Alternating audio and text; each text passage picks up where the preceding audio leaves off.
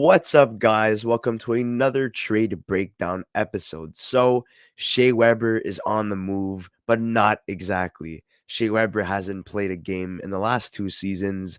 It's his contract that has been traded to the Arizona Coyotes. In exchange, they get Dysin Mayo, the Vegas Golden Knights, and a 2023 fifth round pick. So, why does Arizona essentially accept this deal? Why does Vegas make this deal? So we know that um, yesterday or a couple of days ago, actually, Mark Stone was placed on long-term injured reserve, so LTIR, to create an additional $9.5 million in LTIR cap space. We all know that they're looking and they're fishing for a very big name. They've been connected to Patrick Kane. They've been connected to guys like Ryan O'Reilly in the past.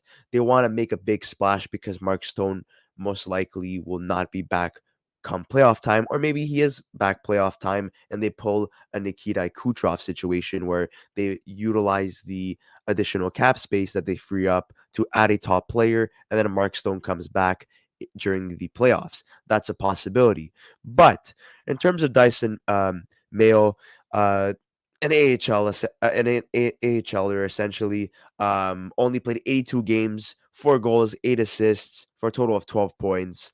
Um, does he necessarily crack the Vegas Golden Knights? Maybe as a defenseman, sixth or seventh, guy on rotation, maybe, or maybe he gets sent down to their AHL team. Like I was saying, Shea Weber, 37 years old, hasn't played since 2020, 2021 with the Montreal Canadiens, where they made it to the Stanley Cup Finals and lost against Tampa. That was the last time we saw him. We know that Shea Weber was traded to Vegas in exchange for Evgeny Dandanov. That trade was between Montreal and Vegas. In terms of the Coyotes, they have a lot of cap space, so it only makes sense to get this deal done. As you see right here, there's 3 years left on Shea Weber's contract, excluding this year. And just looking at the trade here, so essentially, this is his analytics in terms of Dyson Mayo. Is a depth defenseman with a cool name. Really basic stuff essentially. Um, yeah, let's take a look here. So yeah, he was even reassigned to the AHL team, so he won't even be playing with the Vegas Golden Knights. He'll be playing with their AHL team. So here in terms of this, so Coyotes will pay Weber's $3.827 million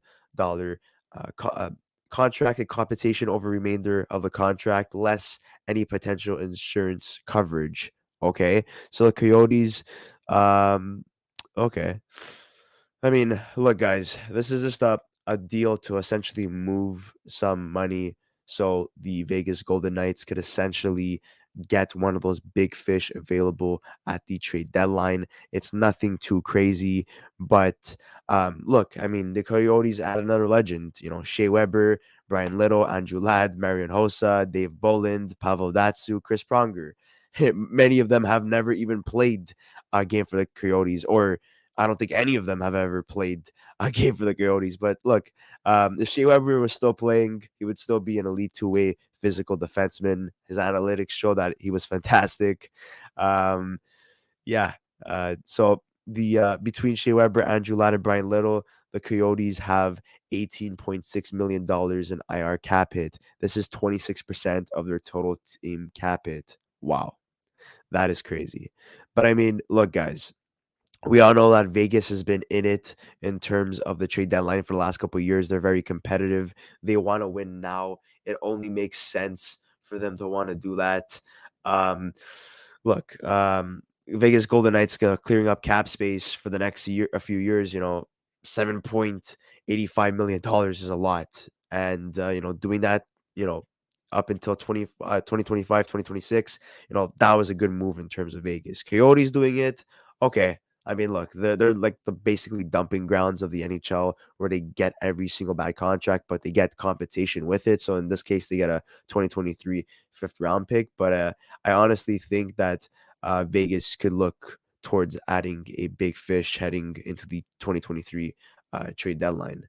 So his actual salary is going to be $1 million per year starting next season. So it's a low cash transaction for Arizona. And yeah, I mean, I don't know if there's anything else in terms of what we could dissect in terms of this deal, but I'd like to hear your thoughts essentially in the comment section below.